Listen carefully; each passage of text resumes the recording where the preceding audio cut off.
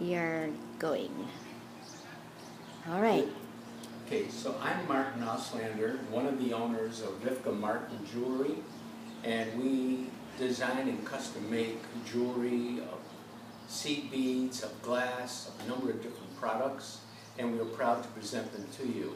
In this segment, what I'm going to do is show you how I create and design lampwork beads. And I'll take you through the process from beginning of safety all the way to the end of what the bead may look like. And the reason why we like these beads and they're so popular to the public is because as a designer and as an artist, I'm able to create and design as I'm going along, even though I might think about it a day before or an hour before. So let's begin. I'm very careful when it comes to safety. I believe that in something like this, when you're using a torch to create lamp beads, we are using natural gas and oxygen to create that flame. So safety is ultimate in the way we work. So I have three cutoff valves when it comes to natural gas. One is at the natural gas inception, and then I have two other valves here. And what I'd like to do is start the equipment, but before I do that, let me show you some of the inventory. Here, for instance, is my workbench. This is the inventory of all the glass rods that I use. And in the work, you're going to see that I use two items. I'm using both hands to create a glass bead. And they come in all different various colors, sizes, lengths, widths, diameters. See, these are the little stringer beads where I'm able to make little dots, and they come in all different colors as well too. So the first thing I'm going to do, well, let me backtrack. The other things that I use in lampwork beading is a kiln. What the kiln does is it strengthens the core of the bead, and over a period of time, say 5 to 7 hours, it anneals the bead. So at the point that it's nice and cool, we can drop the bead and it won't break. Of course, you don't want to throw it down to prove that it's not going to break, because that could be, it's still glass. But the annealing process in our quality control is very important.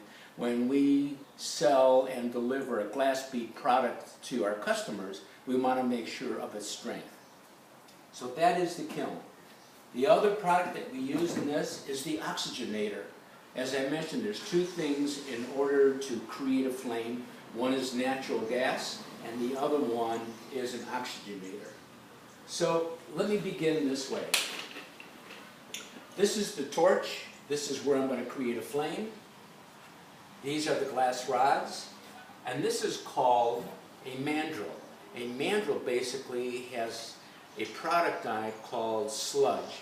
And that sludge, when heated up, is like a glue, so that when I flame work the rod and it melts, I wind it around this mandrel, and this sludge adheres the glass to it to hold it tight and fasten it well. So let me begin again. I'm going to, in the safety process, turn on some safety put on some safety goggles.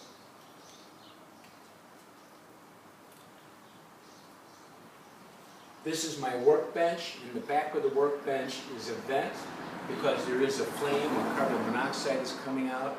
I'm not going to put it on now because it creates a loud noise, and I don't believe you'll be able to hear me. So the first thing I'm going to do is I'm going to turn on the natural gas, then come over to my other safety valve, turn that on, and then don't go away, because I'm going to turn on the main valve, which is over here. And now there is gas that is coming through. I can smell it, and I'm going to turn it off. So I turn the one off at the bench, turn the one off over at the side of the building, and now I'm going to get ready to create a flame, and that's with a match. Turn this valve back on, which allows the natural gas to come through. turn on the oxygen. So the combination of oxygen and natural gas, once the match is lit to the torch, will create a flame.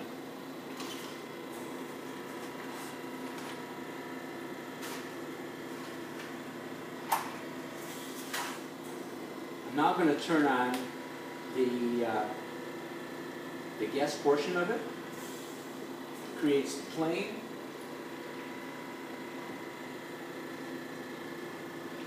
Now I'm going to turn on the oxygen, which will give me the right kind of flame to make. Then at the very beginning, I'm taking my mandrel. I'm going to heat that up. But first let me show you the finished product, which looks like this. It's a red bead with white dots on it, and I can make white dots raised. I can make them in any pattern. I can make the red bead, the base bead, shaped in any way I want, and then adding all different kinds of colors of dots and other things to that to give me a nice design. So I'm going to warm this up. That's my mandrel and the sludge that's on it, and it'll create a nice flame and heat.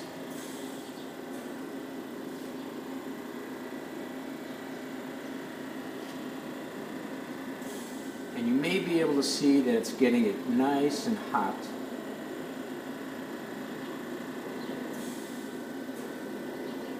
And it's ready to accept the heated rod of glass. I'm going to take the red. This is a red rod, which will create the base bead. I warm it up just a little bit because it's going to melt pretty quickly. And then as it melts, which is right about now, I'm going to wrap this around the mandrel. My left hand is going to be turning, and my left hand is going to be turning through this process as I wind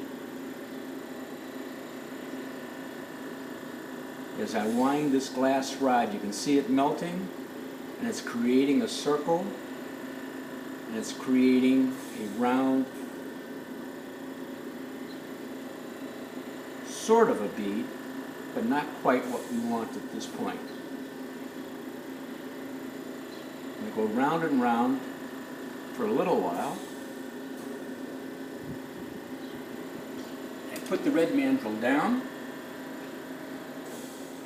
Now you can see that it's basically, it looks like a disc. Now, the nice thing about glass is that when you get it nice and heated, no matter what shape this took, I can make all kinds of crazy looking things. And the nice thing about glass when it's melting, it always finds the way to be round if you allow it. And the way to do that is my right hand keeps on turning, because if it stops after it's nice and hot and melting, if I stop, it'll droop. So we don't want to droop. What we want is a nice round bead. And let me do this for a little while.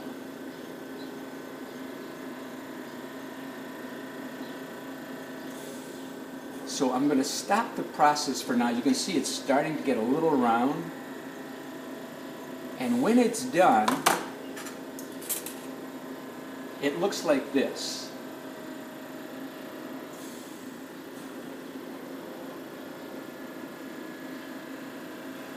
Now at this point, this is cold. I can't use this again. It'll break because I did not put it in the kiln. But the reason why I wanted to show it to you is what it looks like. And I'm going to try to get this into a bead form. It does take a little while.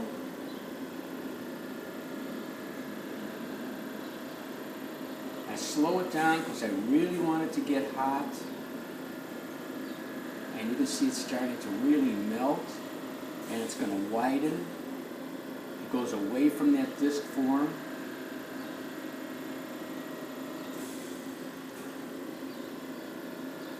I'm getting highs and lows in it, and experience tells me how to maneuver my hand in turning it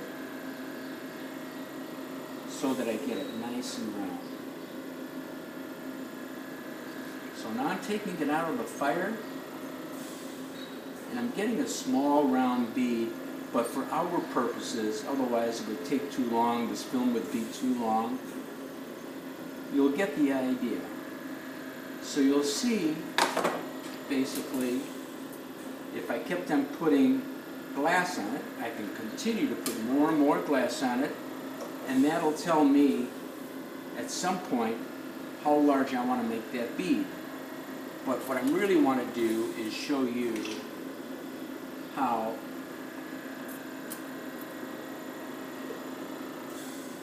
to do the little dots. So I have a little stringer here. It looks like it's light blue or it's white. And I melt it down just a little bit. And I put this through the flame because I don't want that to get cold, otherwise it'll just crack. So I keep that warm. I do that from time to time. I put a little dot here. I put a little dot here. And all the way around this ring.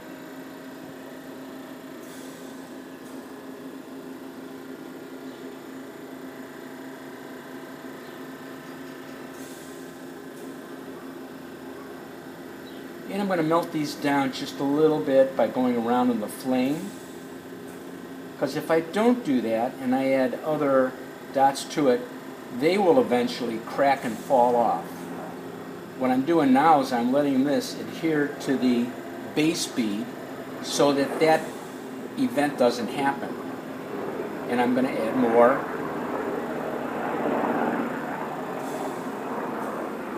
dots in a different design.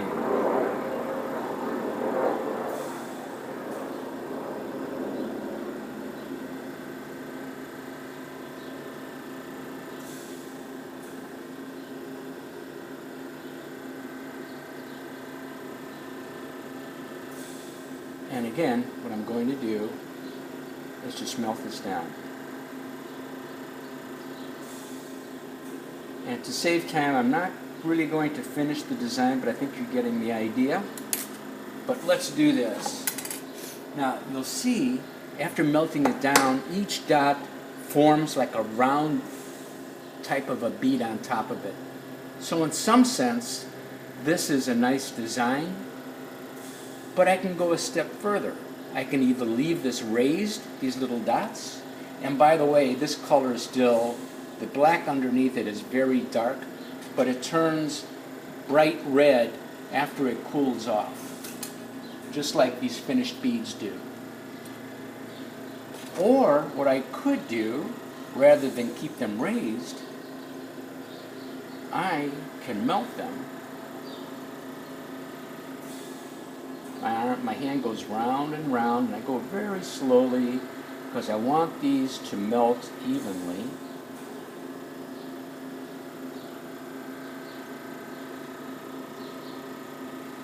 And what they'll do is they'll create like a pushing in of each other. And then the shape of these change.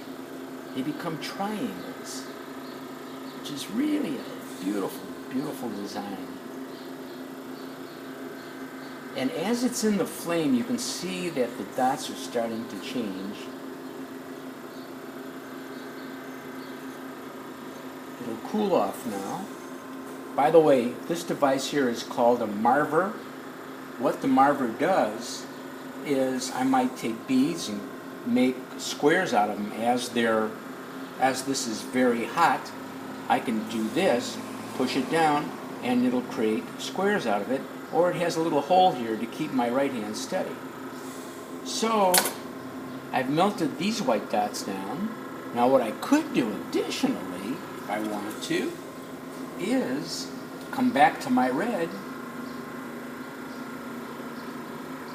and add that on top of the white dots, like so.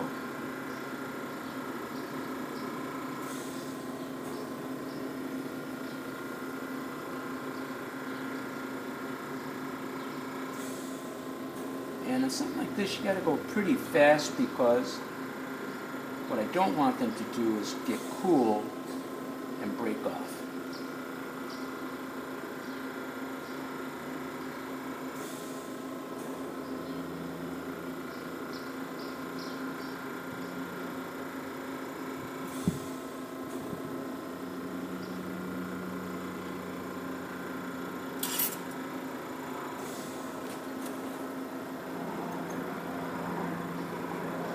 Just heat them up. They'll take shape, as I said, in any shape that they've made. You're going to want to find out where the roundest part of it is. It's just a miraculous gravity nature of glass. So what I've done is created raised dots with a white background. Again, it's hard to tell what this thing will look like because it's very dark now from the heat. But when it cools off, it will look like this.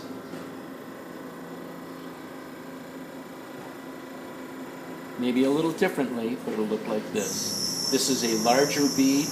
I could have made this much larger for expediency's sake. Between you and I, we wanted to save some time, so I made a smaller bead. But I believe you get the gist of the idea.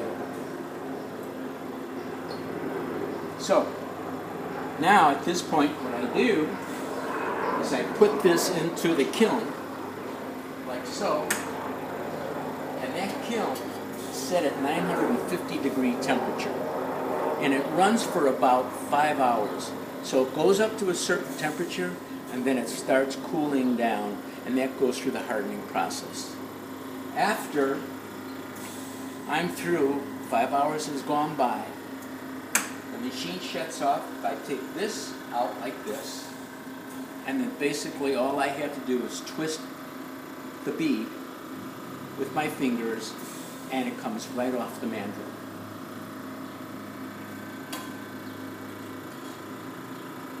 Then at that point, what I'm going to do is close it down. I'm through for the day.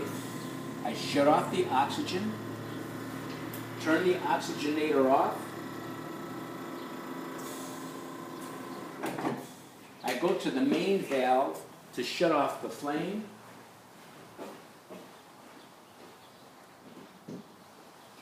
That flame will go out because I've cut off the natural gas.